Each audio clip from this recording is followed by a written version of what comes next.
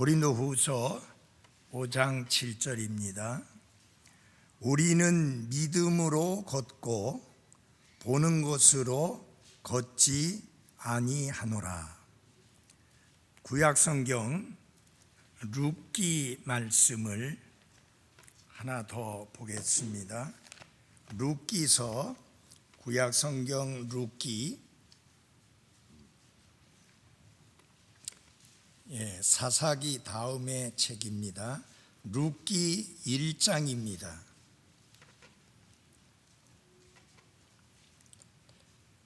1장 1절에서 5절까지 보겠습니다. 이제 재판관들이 다스리던 때에 땅에 기근이 드니라.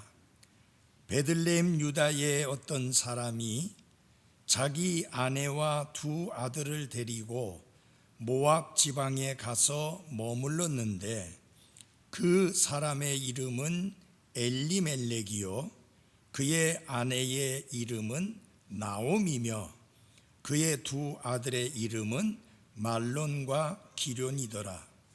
이들은 베들레헴 유다의 에브랏 사람들이더라. 그들이 모압 지방에 들어가 거기에 계속해서 머물렀는데 나오미의 남편 엘리멜렉이 죽고 나오미와 그녀의 두 아들이 남았더라. 그들이 모압 여인들 중에서 아내를 취하였는데 하나의 이름은 오르바요 다른 하나의 이름은 룻이더라. 그들이 거기서 10년쯤 거하였을 때에 말론과 기련 두 사람도 다 죽고 그 여인은 자기의 두 아들과 남편의 뒤에 남았더라. 5절까지 말씀을 보았습니다. 잠깐 기도하겠습니다. 하나님 아버지, 이 시간에 우리가 함께 모여 하나님 앞에 영과 진리로 경배드릴 수 있음을 인하여 감사드립니다. 이 시간에는 하나님의 말씀을 인간의 입술을 통해서 선포하는 시간입니다. 사람의 말로 받지 아니하고 하나님의 말씀으로 받게 하시고 하나님의 말씀을 간절한 마음으로 받고 그 말씀을 삶에 적용해서 하나님이 기뻐 받으실 만한 귀하고 복된 열매를 맺게 해 주옵소서. 예수님 이름으로 기도했습니다. 아멘. 앉아주시기 바랍니다.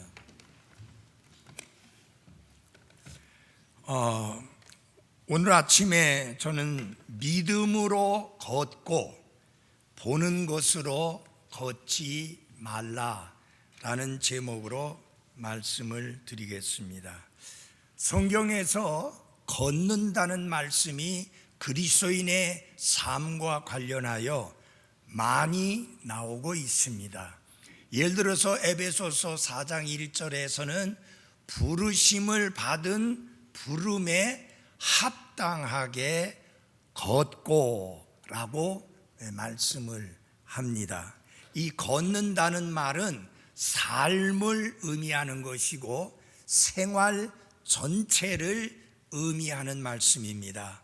그러니까 우리가 말하는 말이나 우리가 하는 행동이나 우리의 삶의 우선순위나 우리의 삶의 가치관이나 인생관, 이 모든 것을 통틀어서 아울러 하는 말씀이 걷는다라는 말씀으로 표현이 되고 있습니다.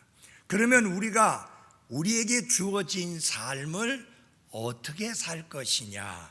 성경은 보는 것을 따라서 살지 말고 믿음으로 살아라 라고 말씀을 하고 있습니다. 그리고 룻기 1장 1절로부터 5절까지 말씀을 통해서 믿음으로 걷지 아니하고 보는 것으로 걸은 결과 그 삶이 어떻게 됐는지를 한 폭의 그림처럼 보여주는 말씀이 바로 룻기서 1장의 말씀입니다. 이 룻기는 1장 1절의 시작이 어떻게 시작되어지느냐 하면요, 이제 재판관들이 다스리던 시대에 라는 말씀으로 시작되어집니다. 그러니까 이 때가 어떤 역사적 배경을 가지고 있는 때냐? 재판관들이 다스리던 그런 시대다. 이게 개역 성경에는 사사라고 되어 있습니다. 이 룻기 앞에 있는 책이 사사기죠. 그런데 사사라고 하는 말은 어떻게 나온 것이냐면 우리가 개역 성경이 중국어 성경에서 한글로 옮겼습니다. 고대 중국에서 법령과 형벌에 관한 일을 맡아보던 재판관을 사사라라고 불렀습니다. 그래서 이 중국 성경에서 개역 성경이 번역이 되어지다 보니까 사사기라 그렇게 되어진 것입니다. 이들은 여호수아가 죽고 난 다음에 이스라엘의 왕이 세워지기 전까지 이스라엘을 다스리고 통치하던 치리자의 역할을 했던 사람들이 재판관들 혹은 사사들이라고 이렇게 이야기를 합니다. 이 룻기서 앞에 있는 사사기는 이스라엘의 혼란 속에 있었던 때의 역사적 기록이 바로 사사기입니다. 근데 이 사사기에 보면 4번이나 반복되어 나오는 말씀이 있습니다. 그것은 무슨 말씀이냐면 그 당시에는 이스라엘에 왕이 없었으므로 사람마다 자기가 보기에 옳은 것을 행하였더라 라고 말씀합니다. 4번 반복되어지는 내용이 뭐냐면 이스라엘에 왕이 없었다. 그 결과 사람들은 어떻게 살았느냐? 자기가 보기에 옳은 것을 선택해서 행하는 대로 살았다 이렇게 말씀합니다. 자, 그러면 여러분에게 물어볼게요. 과연 이스라엘에게 왕이 없었을까요? 물론 눈에 보이는 통치자의 자리인 왕자에 앉아있는 그 왕은 없었습니다. 그러나 이스라엘에게는 분명히 왕이 있었습니다. 누굽니까? 주 하나님이십니다. 그러나 이스라엘은 그 하나님을 왕으로 인정하지 않고 그분의 다스림을 받지 않고 거역하는 삶을 살았고 그 내용들이 자세히 기록된 책이 사사기입니다.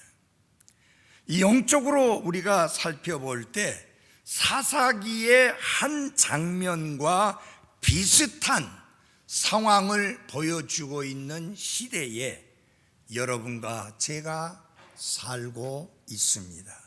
오늘날 우리 사회에서도 이와 비슷한 상황이 나타나고 있습니다. 왕이 없으므로 사람마다 자기의 보기에 옳은 것을 행하였더라 라고 하는 말씀대로 오늘날은 하나님의 다스림과 하나님의 지배를 받고 그분의 지시를 따르는 삶이 아닌 자기 좋을 대로 자기의 소견대로 자기 눈에 옳은 것을 행하는 시대가 바로 오늘날 여러분과 제가 살고 있는 시대입니다. 그러나 그리스도인은 어떤 사람입니까? 그리스도로 말미암아 구원받고 변화되었고 그리스도께 속한 자고 새로운 창조물이 되었기 때문에 우리의 삶의 모습은 반드시 그들과는 달라야 하는 것입니다. 여기 룻기서 1장을 보게 되면 하나님의 백성인 엘리멜렉이라는 사람이 그의 아내 나오미와 함께 큰 잘못을 범하고 있는 것을 기록하고 있는 내용이 바로 룻기 1장의 내용입니다. 저는 여러분들에게 엘리멜렉과 나오미가 큰 잘못을 저질렀는데 그들의 잘못을 통해서 배워야 될 몇 가지 교훈을 먼저 말씀을 드리고자 합니다. 첫 번째 하나는 문제로부터 도망치지 말라라고 하는 것입니다. 여기 1장 1절을 한번 같이 봐주십시오. 이제 재판관들이 다스리던 시대에 땅에 기근이 드니라. 어떤 문제가 생겼습니까? 그들이 살고 있던 땅에 기근이 들었습니다. 그러니까 흉년이 닥치게 마련이지요. 문제가 큰 문제인 건 맞습니다. 기근이 든다고 하는 것은 양식이 부족하다는 말이요, 흉년이 든다는 말인데 문제가 큰 것만큼은 틀림없는 사실입니다. 이렇게 문제가 생기자 엘리멜렉이 선택한 그의 결정, 그의 선택이 무엇입니까? 그 문제로부터 도망을 치는 것이었습니다.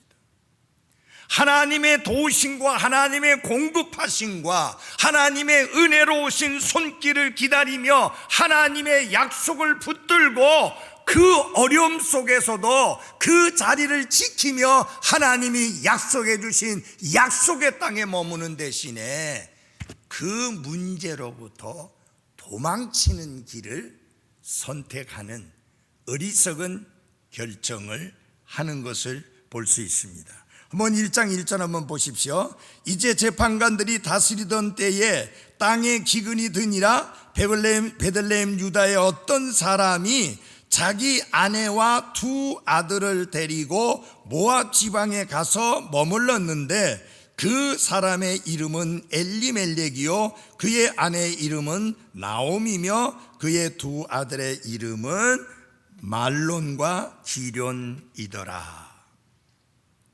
엘리멜렉은 가장으로서 그 가정의 영적인 책임을 지고 있는 사람으로서 중요한 위치에 있던 사람입니다. 가족들에게 그들이 섬기고 있는, 그가 섬기고 있는 하나님만이 참된 하나님이요, 그 하나님이 우리의 필요의 공급자요, 그분이 우리의 보호자요, 그분이 우리의 피난처요, 그분이 우리의 도움이시다. 그러므로 기근이 있다 할지라도 하나님은 약속의 땅에 머무는 우리를 먹이실 것이고 필요를 공급하실 것이고 그 하나님께서 우리를 돌봐주실 것이다. 그러므로 우리는 흔들리지 말자, 믿음으로 걷자, 보는 것으로 걷지 말자. 이렇게 가족들에게 도전을 주었어야 할 가장인 엘리멜렉이 그의 아내 나오미와 두 아들을 데리고 문제로부터 도망치는 결정을 합니다.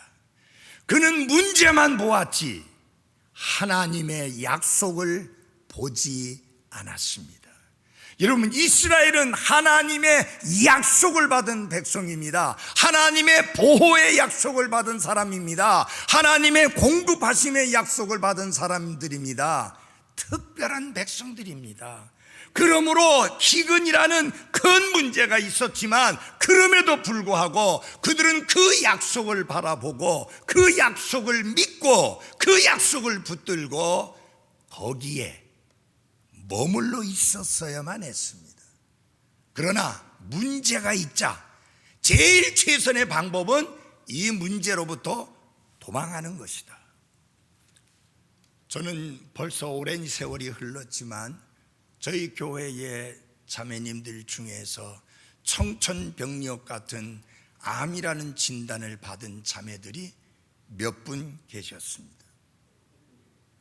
그분들이 그 엄청난 문제 앞에서 보인 신실한 믿음, 하나님을 신뢰하는 믿음, 하나님의 도우심을 기대하는 믿음, 하나님만 바라보는 그 믿음, 하나님의 약속을 붙들고 신실하게 믿음을 지켜나가는 그 모습, 저는 평생 잊지를 못합니다.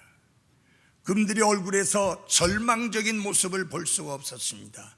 심지어 암에 걸렸다는 그 사실을 저에게 알려주면서도 웃으면서 무슨 감기 걸린 사람처럼 전화하는 정도의 그런 모습을 보였습니다. 바로 우리들에게 필요한 것이 그것입니다. 우리가 인생을 살다 보면 크고 적은 문제에 부딪히게 되고 문제가 우리의 삶에 몰려오게 될 때가 있습니다. 그때야말로 우리가 믿음을 보여야 할 때요, 그때야말로 하나님의 말씀을 더욱 굳게 붙들어야 될 때요, 그때야말로 하나님의 도우심과 그분의 보호하심을 확신하는 믿음을 보여야 할 때입니다. 교회 안 나가. 이제 내가 그렇게 열심히 했는데 하나님이 어쩔 수가 이렇게 할 수가 있어. 그런 식이 아니고, 이제까지 나를 지키시고 돌보신 하나님께서 비록 문제가 있지만 결국은 이 문제를 해결시켜 주실 것이고 좋은 날을 허락하실 것이다. 그렇게 하나님의 약속을 붙드는 믿음을 키워나가시는 한 분 한 분들이 되시기를 바랍니다. 이 베들레헴 유다는 다윗이 탄생한 도시입니다. 스불론 지역의 베들레헴과 구분하기 위해서 베들레헴 유다라고 했고, 예수님이 탄생하신 곳도 베들레헴 유다입니다. 자, 문제를 피하기 위해서 도망치듯이 엘리멜렉은 부인과 두 아들을 데리고 모압 지방으로 갔습니다. 문제를 피하기 위해서였습니다. 그런데 그들이 모압 지방에 가서 어떤 결과를 보게 되었는가? 문제가 기근이었는데 기근보다 훨씬 더 큰 문제를 직면하게 됩니다. 엘리멜렉이 먼저 죽습니다. 문제를 피해서, 그곳은 안전한 곳이고 그곳은 평안한 곳이고 그곳은 좋은 곳이고 그곳은 모든 것이 풍부한 곳이고 그곳은 나에게 안락한 삶을 허락할 거라는 기대를 가지고 도망쳤던 그 모압에서, 그 지방에서 가정을 이끌었던 엘리멜렉이 먼저 죽습니다. 그리고 몇 년 후에 두 아들마저도 죽음을 맞이합니다. 기근을 피해 살아남으려고 모압 지방으로 갔지만 엘리멜렉은 그 목적을 이루지 못하고 최후를 맞이하고 맙니다. 여러분, 이 엘리멜렉의 결정으로부터 우리가 배워야 될 교훈이 뭐라고요? 문제로부터 도망치지 말라. 문제가 있을 때 문제가 아니라 약속을 바라보고 약속을 붙드는 사람들이 되라 라고 하는 교훈입니다. 두 번째 교훈은 불순종을 숨기려고 하지 말라라고 하는 것입니다. 이 6절에서 18절까지의 내용인데요, 이 말씀 속에 보면은 어떤 내용이 나오느냐면은 나오미가 주께서 자신의 백성을 찾아오사 그들에게 빵을 주셨다는 소문을 모압 지방에서 듣게 됩니다. 그러자 며느리들과 함께 이스라엘로 돌아오려고 출발을 합니다. 여기까지는 잘했어요. 올바른 선택이에요. 왜냐하면 돌이키는 것이니까요. 우리가 잘못할 수 있습니다. 우리가 실수할 수 있습니다. 우리가 그릇 행할 수 있습니다. 그런데 중요한 것은 뭐냐? 빨리 깨닫고 돌이키는 것입니다. 여러분, 나오미와 그 두 며느리가 돌아가야 할 곳은 베들레헴 유다입니다. 그래서 나오미는 결정을 했습니다. 며느리들을 데리고 베들레헴 유다로 돌아가리라. 근데 갑자기 함께 가던 그 길을 멈추고 두 며느리를 불러놓고 각각 너희 집으로, 너희 어머니의 집으로 돌아가라 라고 말을 합니다. 여러분, 왜 그랬을까요? 이제 이 두 이방인 며느리들을 데리고 베들레헴 유다에 가면, 아니, 나오미는 하나님의 말씀도 모르나? 하나님께서 이방 족속들과 결혼하지 말라고 했는데 이방 족속들을 며느리로 삼아가지고 베들레헴 유다로 돌아오다니, 이 말도 안 된다. 하나님께 대한 자신의 불순종을 숨기기 위해서, 그들이 나오미가 불순종한 삶을 살았다는 사실을 드러내는 증거가 되기 때문에 그것을 은폐하려고 돌아가라 너희 집으로. 여러분, 나오미는 사시고 참되신 하나님을 섬기는 시어머니입니다.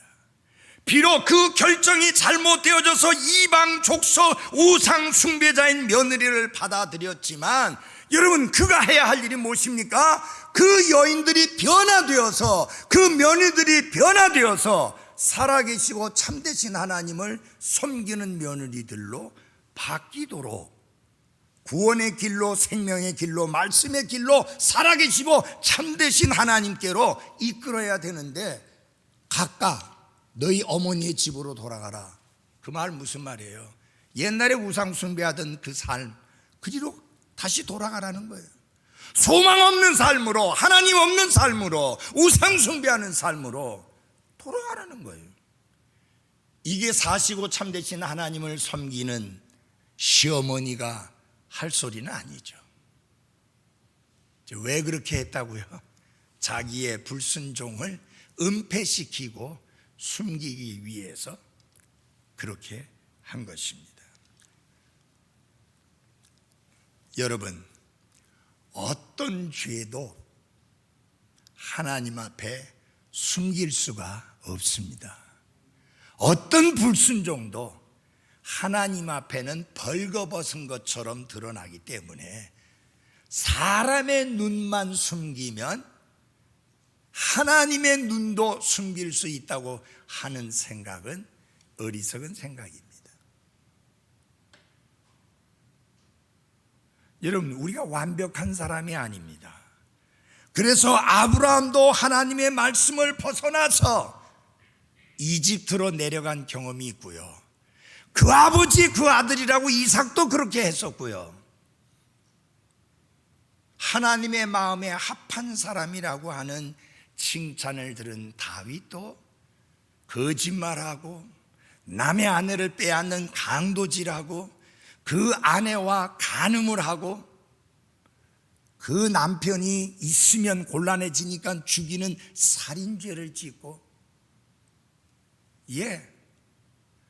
하나님 앞에서 귀하고 복된 삶을 살았던 우리가 믿음의 영웅이라고 부르는 사람들도 잘못하고 범죄한 것을 우리 모두 다 알고 있습니다. 중요한 거는 빨리 깨닫고 돌이켜서 하나님과의 관계를 바로 하는 것입니다. 숨기려고 하지 말고 자백하고 하나님 앞에 솔직하게 드러내놓고 그분의 용서와 긍휼을 구하며 바른 관계를 회복하는 게 바로 그것이 그리스도인의 합당한 삶의 모습입니다.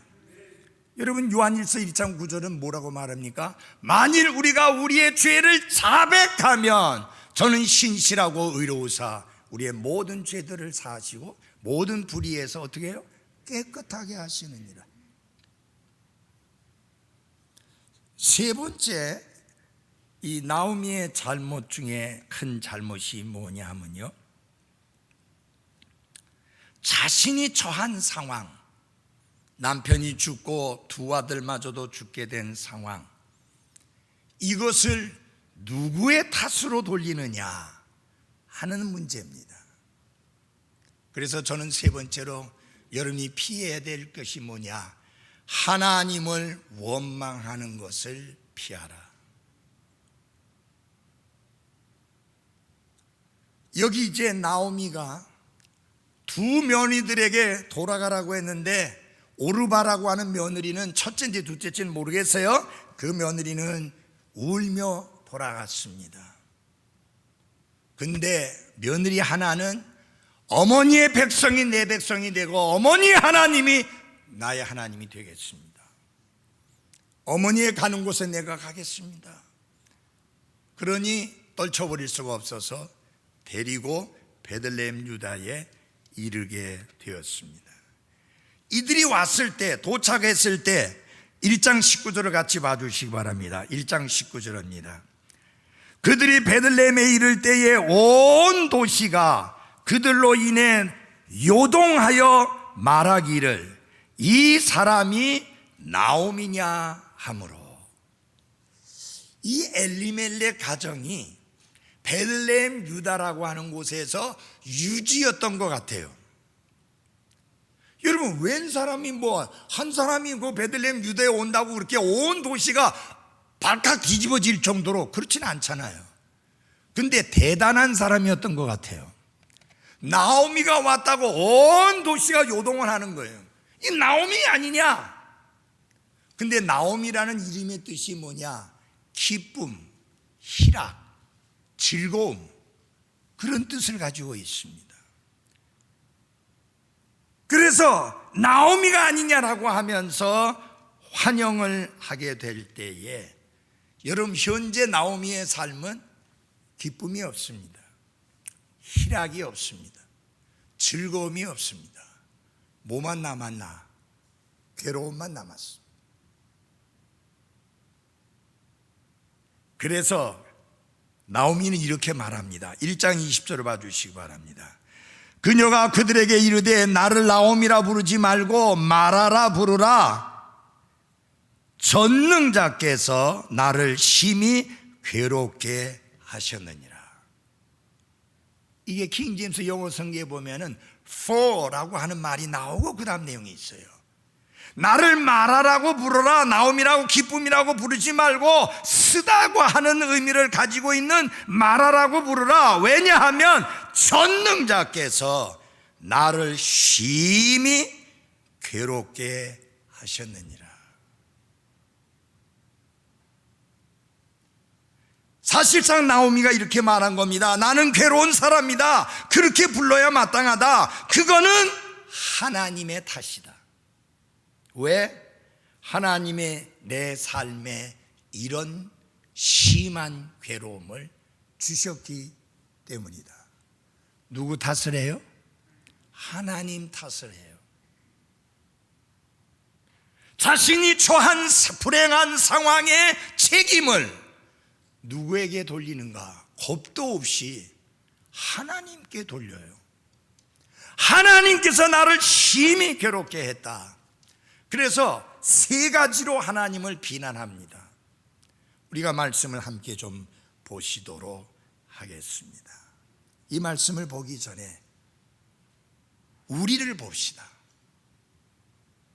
우리가 나오미를 비난하기 전에, 그렇게 하나님 앞에 무례하게 행동하는 나오미를 비난하기 전에, 혹 나도 나오미처럼 내가 처한 힘들고 어렵고 괴로운 상황을 하나님의 탓으로 돌리고 있지는 않는지 우리 자신을 돌아볼 필요가 있습니다.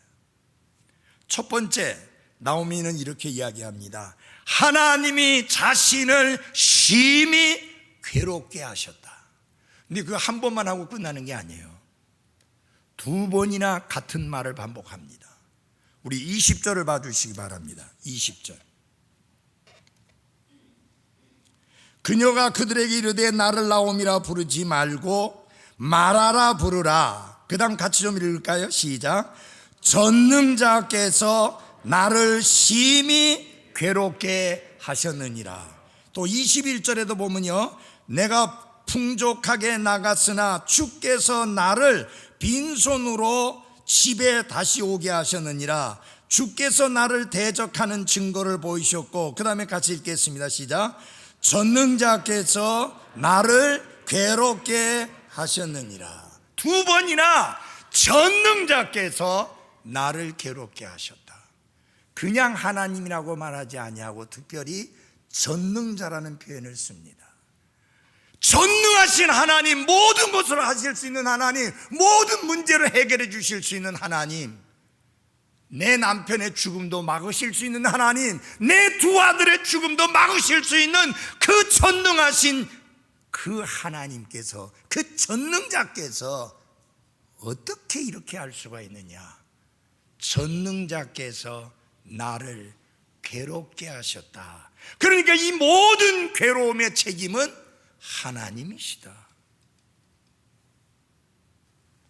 사랑하는 그리스도인 여러분, 살다 보면요, 너무너무 힘든 상황이 생길 수 있습니다. 육체적으로도 그렇고, 아니면 경제적으로도 그렇고, 아니면 사회적으로도 그렇고, 아니면 영적으로도 그렇고, 가정적으로도 그렇고, 심히 힘들고 어렵고 괴로운 상황에 처할 수가 있습니다. 여러분, 그때 절대로 잊지 말아야 될 것은 그 상황의 책임이 하나님께 있지 않다고 하는 사실입니다. 두 번째로 나오미는 하나님을 이렇게 비난합니다. 하나님이 그녀를 빈손으로 돌아오게 하셨고 그녀가 가진 모든 것을 빼앗아가 버리셨다. 21절을 보십시오. 저는 이 말을 보고 더 진짜 깜짝 놀랐습니다. 내가 풍족하게 나갔으나 주께서 나를 빈손으로 집에 다시 오게 하셨다. 여러분, 풍족하게 나갔나요? 풍족했었으면 안 갔죠. 기근이 들었고 흉년이 들었기 때문에, 빈곤해졌기 때문에 모든 것이 풍부하다고 하는 소문이 난 모압 지방으로 가게 된 겁니다. 그러니까 여러분 잘 보십시오. 베들레헴 유다를 떠날 때도 빈손이었고 다시 돌아올 때도 빈손이지, 하나님이 풍족한 그들에게서 빼앗아서 빈손이 되게 한 게 아닙니다. 여러분, 이게 영적으로 문제가 생기면 분별력이 엉망진창이 됩니다. 판단력이 엉망진창이 되어집니다. 진짜 세속적인 말로 해서 똥오줌 못 가립니다. 뭐가 잘못됐는지 제대로 분간을 못합니다. 자기들이 언제 풍족하게 나갔습니까? 풍족했으면 안 갔지요. 빈손으로 갔었고 지금 빈손으로 돌아오는 게 맞습니다. 그러나 감히 모든 것을 아시는 하나님 앞에 내가 풍족하게 나갔는데 하나님이 탈탈 털어버려 가지고 빈손으로 돌아오게 했다.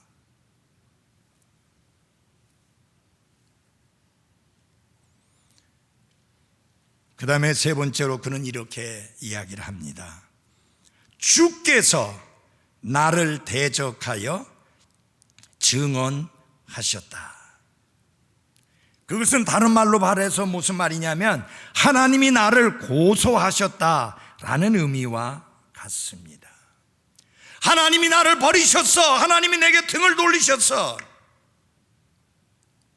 하나님이 그 전능하신 분께서 나같이 연약한 존재를 상대로 해서 대적하여 싸우시며 내가 못된 여자라고 증언하셨어. 이는 반드시 하나님이 나를 버리신 거야, 내게서 등을 돌리신 거야 라고 하는 의미인 것입니다. 사랑하는 여러분, 하나님은 여러분과 저에게서 등을 돌리시는 일이 없습니다. 하나님은 회전하는 그림자가 없다 했습니다. 그 말은 여러분에게서 등을 돌리시지 않기 때문에 회전하는 그림자가 생길 수가 없는 거예요. 하나님은 언제나 거기 계셨고 하나님은 항상 같으셨습니다. 하나님은 여러분을 사랑하시고 사랑하셨고 지금도 사랑하시고 앞으로 영원히 사랑하십니다. 결코 하나님은 여러분에게서 등을 돌리지 않습니다. 결코 하나님은 여러분을 버리시지 않습니다. 하나님이 분명히 말씀하셨습니다. 내가 절대로 너희를 버리지 아니하며 너희를 떠나지 아니하리라. 그거를 한 번만 해도 족한데 3번이나 반복해서 절대로 너희를 버리지 아니하며 절대로 너희를 떠나지 아니하리라.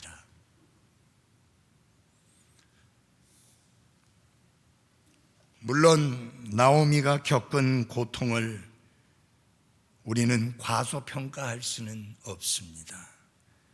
큰 고통인 것만은 틀림없습니다. 그러나 그 고통을 선하고 사랑이 풍성하신 하나님의 탓으로 돌려서는 안 되는 것이죠. 그리스도인의 진보를 앞으로 나아가는 것을 방해하는 유일한 존재가 누구냐? 사탄도 아니고 내 곁에 앉아있는 형제 자매들도 아니고 하나님도 아니고 나 자신입니다. 문제의 원인은 나에게 있는 것이고 나의 불순종에 있는 것이고 나의 불신에 있는 것이지 환경 탓도 사람 탓도 하나님 탓도 아니라고 하는 것입니다. 자신의 영적인 실패나 도덕적인 실패에 대해서 다른 어떤 상황이나 다른 어떤 사람이나 심지어는 하나님을 탓하는 것은 성숙한 그리스도인의 모습이 결코 아닙니다. 사랑하는 그리스도인 여러분, 왜 우리가 문제로부터 도망치며 하나님의 말씀을 붙들고 살지 아니하고 편한 길, 쉬운 길을 선택을 하게 됩니까? 믿음으로 걷고 보는 것으로 걷지 말아야 하는데 그 반대로 보는 것으로 걷고 믿음으로 걷지 않기 때문에 그렇습니다. 여러분이 엘리멜렉을 보면 그는 문제에 직면해서 이 상황 속에서 하나님이 나에게 가르쳐 주시고자 하시는 교훈이 무엇인가? 하나님께서 나로 하여금 깨닫게 하고자 하시는 그분의 섭리와 그분의 계획과 그분의 뜻과 그분의 목적이 무엇인가? 그것을 알려고 하지 않고 문제가 생기자 도망치는 선택을 해버린 것입니다. 그래서 약속의 땅, 소망의 땅, 그 땅에 기근이 들게 되자 이 엘리멜렉은 도망치자, 그것만이 최선의 길이다. 그래서 모압 지방으로 도망을 치는데요, 여러분 모압 사람들이 누구냐 하면 이스라엘과 혈통으로는 친족입니다. 왜냐하면 롯의 두 딸에게서 생겨나게 된 족속 중에 하나가 모압이고 또 다른 하나가 에돔 족속이거든요. 근데 하나님께서 모압 족속에 대하여 엄중한 경고의 말씀을 하십니다. 그것은 뭐냐면은 그들은 절대로 주의 회중에 들어올 수 없다 라고 말씀하십니다. 그러니까 그들이 주의 회중에 들어올 수 없다고 하면 주의 회중인 이스라엘 또한, 이스라엘 백성 또한 그들과 하나 되기 위해서 그리로 섞여서는 안 되는 것입니다. 신명기 23장 3절과 4절을 제가 읽어드리겠습니다. 암몬 족속과 모압 족속은 주의 회중에 들어올 수 없나니 그들은 그들의 10대까지도 영원히 주의 회중에 들어올 수 없느니라. 그런데 이게 킹제임스 성경에는 because라는 말을 하면서 왜 그런지 이유를 두 가지를 밝혀요. 왜냐하면 너희가 이집트에서 나올 때에 그들이 빵과 물을 가지고 길에서 너희를 맞이하지 아니하였기 때문이다. 그 다음에 또 because, 왜냐하면 너희를 대적하여 저주하려고 메소포타미아의 부돌 사람 부올의 아들 발람을 고용하였느니라. 그래서 두 가지 이유로 인해서 절대로 그들과 하나 되고 섞이지 말고 그들 회중에 함께하지 말라. 첫째, 이스라엘이 이집트에서 나올 때 빵과 우유를 가지고 와서 반갑게 환영해 줬어야 되는데 안 했고, 그 다음에 오히려 발람이라는 대언자를 고용해서 이스라엘을 저주하게 했다. 그러니 안 된다. 근데 여러분, 엘리멜렉이 이스라엘을 저주하려 하였고 하나님께 저주를 받은 족속이고 우상을 섬기는 그모스의 백성이 사는 모압 지방으로 온 가족을 데리고 내려간 것은 얼마나 큰 잘못인지를 알 수가 있습니다.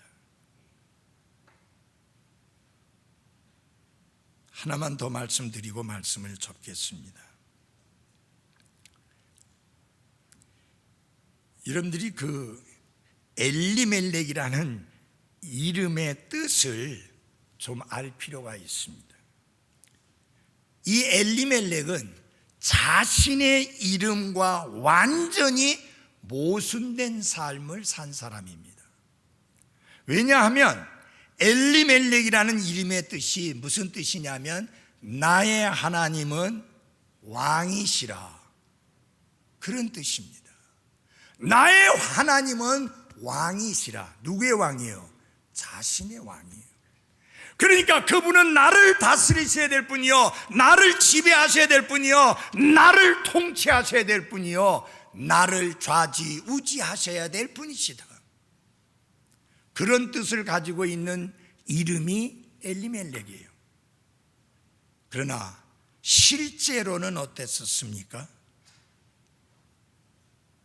이름 자체에는 하나님께 대한 강한 신뢰와 확신이 표현되어 있는데 실제 그의 삶은 어땠습니까? 그는 자기 스스로 왕의 자리를 취하여 모든 결정을 내렸습니다. 하나님께 물어보지 않았습니다. 하나님의 지시를 기다리지 않았습니다. 하나님이 명령하시도록 하나님의 명령을 참아 기다리지 않았습니다. 그냥 자신이 왕인 것처럼 모든 결정을 내리고 말았습니다. 사랑하는 그리스도인 여러분, 우리가 구원받은 그리스도인이 되는 순간에 우리에게는 영광스러운 이름이 여러 가지 주어집니다. 그 중에 하나가 성도라는 이름입니다. 거룩한 물이라고 하는 뜻이죠. 우리는 거룩한 물이, 구별된 물이, 구별된 사람들입니다. 그러므로 우리는 우리의 이름을 욕되게 하지 아니하도록 우리의 삶이 철저하게 구별된 삶이어야 되는 것입니다. 너희는 이 세상에 동화되지 말고 오직 생각을 새롭게 함으로 변화를 받으라. 이 세상에 동화되지 말라. 왜? 우리가 구별된 사람들이고 분리된 사람들이기 때문에.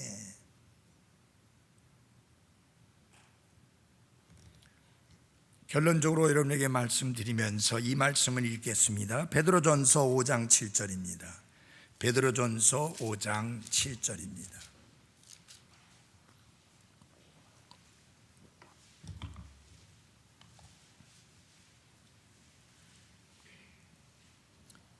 함께 한 목소리 읽어보겠습니다. 시작. 너희의 모든 염려를 그분께 맡기라. 그분께서 너희를 돌보시느니라. 이 약속의 말씀이 여러분과 저에게 우리의 하나님에 대해서 무엇을 말씀해 주고 있습니까? 그 첫째 하나는 내 삶의 모든 문제에 대하여,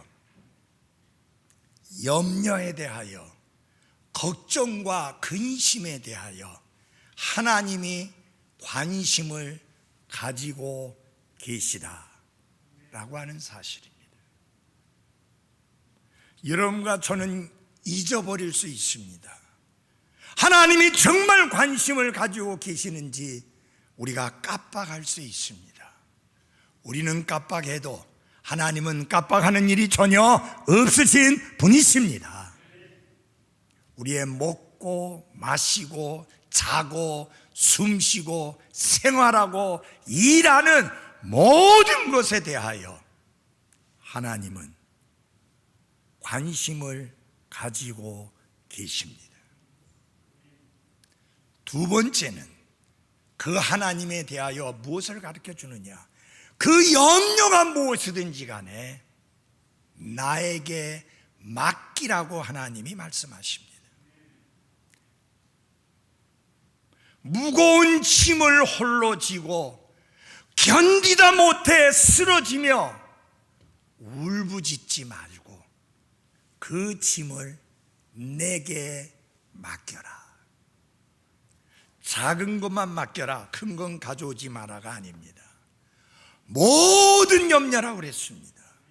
그 염려가 무엇이든지 간에 그 모든 것을 내게 맡겨라. 여러분, 이 지구상에 돌아다니면서 염려를 맡아주는 곳이라고 써있는 데가 한 군데도 없습니다. 제가 5대양 6대주를 다 가봤는데 어느 곳에 가도 그런 곳은 없습니다. 그런데 한 곳 있지요. 하나님의 전, 하나님의 왕자. 그 왕자는 은혜의 왕자인데 때를 따라 도우시는, 필요한 도움을 베풀어 주시는 하나님의 은혜를 힘입기 위해서 우리는 24시간 365일 언제든지 나아가서 그 짐을 맡길 수 있음을 인하여 감사를 드립니다. 어저께 우리 담임 목사가 강릉에 거기 한혜신 목사 부임 예배에 다녀왔습니다. 그러다 보니까 토요일 날이고, 그러니까 우리 김정신 목사에게 그런 이야기를 하더래요. 이준숙 목사님이 참 부럽습니다. 왜? 대타할 수 있는 분이 있으니까. 그건 무엇을 말하느냐? 짐을 하나 덜어준다, 그 뜻 아니에요. 나의 짐을 하나만 덜어줘도 얼마나 고맙습니까? 제가 미국에 가서 이제 여러 곳에 설교할 때마다 목사님들이 하는 얘기가 있습니다. 아, 목사님 안 바쁘세요? 아, 바쁘긴 뭐가 바빠요? 내일 설교도 하나도 안 하는데. 내일 설교도 안 하는데. 공통적으로 하는 부분이 그 부분이에요. 내일 설교도 안 하는데. 그래서 목사님이 그 짐을 하나 덜어주셔서 감사하다. 저에게는 뭐예요? 말씀을 선포할 수 있는 기회를 주셔서 감사하다. 여러분, 목사에게 있어서 최고의 특권이 뭐예요? 말씀을 선포하는 거예요. 그 특권을 주신 거 감사하죠. 근데 자그마한 짐이라도 맡길 수 있다는 것은 우리에게 큰 위로요 힘이잖아요. 근데 하나님은 뭐라고 말해요? 모든 염려를 다 맡겨버려라. 그 다음에 하나님, 여기서 배울 수 있는 또 하나님의 관한 또 다른 사실은 뭐예요? 너희를 돌보신다. He cares. 그분이 돌보신다. 이게 개역 성경에는 이는 저가 너희를 곤고하심이니라 라고 되어 있어요, 개역 성경에. 그러니까 성급한 목사님들이 한자 안 보고 하나님은 여러분에게 모든 염려를 하나님께 맡기라고 권고하십니다. 권면하십니다. 그렇게 냅다 설교해버려요. 근데 그 권고라는 말이 여러분 권면한다, 권고한다는 뜻이 아니고요, 살필 권자에 권할 고자예요. 살필 고자예요. 살피고 돌보신다는 의미지 그렇게 하라고 권면한다는 뜻이 아니에요. 하나님은 맡기라고 해놓고 내몰라 하시는 분이 아니라 그분은 돌보시는 하나님이십니다. 코로나 바이러스 19의 위험이 2년 이상 계속되면서 너무 많은 확진자가 나오고 너무 많은 불편을 겪고 너무나 많은 소상공인들이 어려움을 겪으면서 언제 이것이 끝날 것인지 저희 아무도 모릅니다. 그러나 저는 한 가지 알고 있는 것이 있습니다. 오늘을 쥐고 계신 하나님이 내일을 이끄시고 인도하실 것이라는 확신입니다. 그분이 살아계시기 때문에 우리는 내일이 어떻게 될지 모르지만 능히 내일을 직면할 수 있음을 인하여 감사와 찬양을 드립니다. 기도하겠습니다.